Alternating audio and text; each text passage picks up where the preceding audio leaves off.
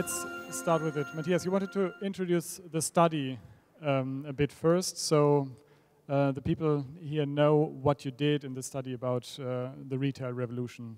Yeah, 10 years after the clash of new economy and 4 years after the rise of the iPhone, we really wanted to know how digital technologies change the way we shop. So we talked to more than 2,500 people about their shopping experiences online and offline in different sectors like telecommunication, do-it-yourself, fashion, food, and also consumer electronics.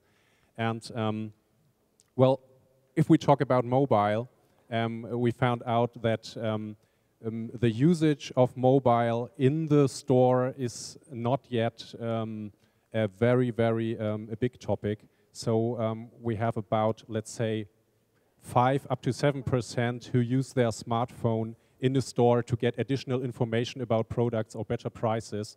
And this is something that's amazing for us. Okay, we could even ask you, who has ever used a smartphone in a shop to get additional information?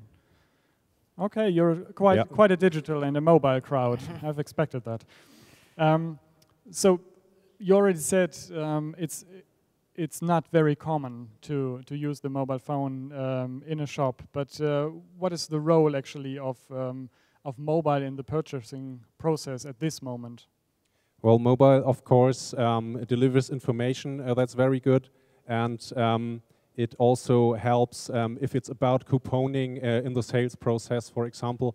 But we also found out, which felt kind of disappointing, that mobile phones, smartphones, if people are in the store, from time to time also distract from the shopping process because people listening to music and play games and stuff like this. And so this has to become more common in future. And of course, the mobile era is dawning, the smartphone era is dawning, and this will change in future. And we think that retailers have to be ready for this. Okay, coming to the retailers, the offline shopping world, what is the chance of this Internet of Things? We've heard about that last year a lot. Now it's a bit silent in the press, at least. What do they have to learn from this, and what is their chance to develop their business with the Internet of Things and smartphones? Well, we can imagine, of course, everybody can imagine small solutions like taking a picture of a bottle of wine and getting recipes or recommendations for the wine. But on the other hand side, it might be possible in future that a customer checks into a supermarket and his way through the supermarket is tracked and he gets recommendation based on his profile. And if we manage to connect this to the warehouse systems of the supermarkets, then we really are able to close the gap between virtual life and real life. And this is something that was also a result of a study. People, especially if it's about food or things like this, people really love if their boring everyday shopping gets more convenient and more interesting. And that's the chance for the Internet of Things, I guess. I'm now starting to dream of just checking into the supermarket, let's say on Foursquare or whatever service this is going to be, and my standard shopping cart gets filled. That would be great, wouldn't it? So I just have to go for the additional products which I'd not normally buy. Yeah, of course, we can imagine that there might be business models where the standard shopping cart is replaced by, let's say, loyalty apps that help you to find better products, that help you with recommendations. And once also the payment systems are in place, yeah, this could be a new business model to get more loyal customers in the stores. And this is, of course, very important for retailers to use also the mobile internet to get more people into the physical store floor. Let's dig a little bit deeper into new business models. Where do you see opportunities for really new chances, new models to earn money in shopping? Yeah, of course, at the moment we're already facing different aggregator services. In the US, Milo.com is very well known because they are really focusing on availability. And especially if you have products people are really in love with, then availability tends to beat the price. And we also see aggregation services like here in Germany, Kaufda or something that brings all the Schweinebauchanzeigen on the iPhone, and people really check where the best offer of the nearest supermarket is around. And all of these principles and all of these ideas in the end help that retail gets more people into the store. Okay, so new models in the future. Talking about the future, what is the timeline? When do you see mobile commerce becoming important? You said at the beginning that at this point of time it's not that important. Well, if we look at the sheer numbers, it's not that important, but of course it is important. The hype is already here, especially since decision makers and opinion leaders tend to fall in love with mobile solutions. But at the moment, we need maybe cheaper prices, better prices for smartphones and data, and then we will have a kind of mass phenomenon also here. If I interpret the numbers right, it's hard to see the mass phenomenon at the moment in the US. So there's still a little way to go. But this is a chance for retailers to prepare for the dawning mass mobile internet era.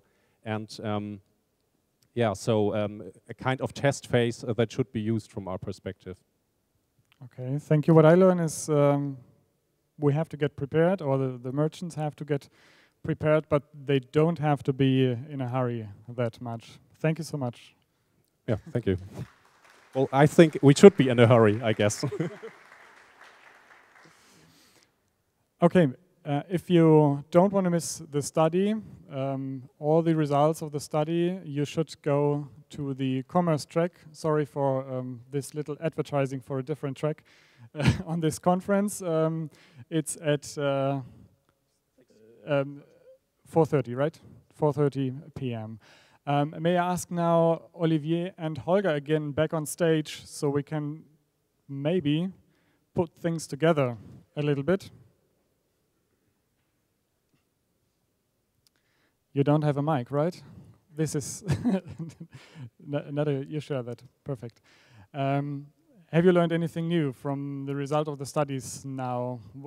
What's your view as PayPal to mobile commerce? Interesting. Hello? Interesting enough, it was reconfirming our observations also that basically the online or the mobile use in stores is really in its infancy. It's really extended packaging where you can get product information but not really the checkout. So that really confirms our observation. That's why we believe point of sale solutions will actually take a little longer than many people think. And as you can see from our examples, we're moving outside of stores and extending the stores. But it reconfirms basically from what I heard. I'd like to dig deeper into the numbers there, but reconfirms our belief. Well, we even had from time to time only 2%, 2 up to 4% of people who were using apps in the sales process. And this might seem a kind of disappointing if everybody talks about apps all the time. So, but I disagree with you. We should be in a hurry. We should be ready. Just to that point of view, in the numbers we're seeing, we launched our mobile app on March 1st. We have in April 10 million euros transaction volume moved. May will be significantly higher, and we believe the growth will be actually moving further until the end of the year. And most of it comes from mobile internet, not from apps. Okay. You were talking about this glasses app. Next time I buy new glasses, I might use it. But I still own an iPhone 3GS, which doesn't have a front camera, so I'm not part of your market. When do you expect to be these kind of apps being a mass market? This kind of apps will become a mass market when the smartphones will be very cheaper, and when they will get a front camera. The good news is that it's coming fast. So at the moment, it's true that this is still kind of experience, but I guess that as we have more and more retailers asking us to provide them with this kind of applications, it will become a must. So let's say maybe in 12 months from now, it will become very, very popular. Okay, you want to come back next year and present the mass market thing, right? I understood this. Okay, thank you, Matthias. Thank you, Holger. Thank you, Olivier. Thank you. And thanks to you.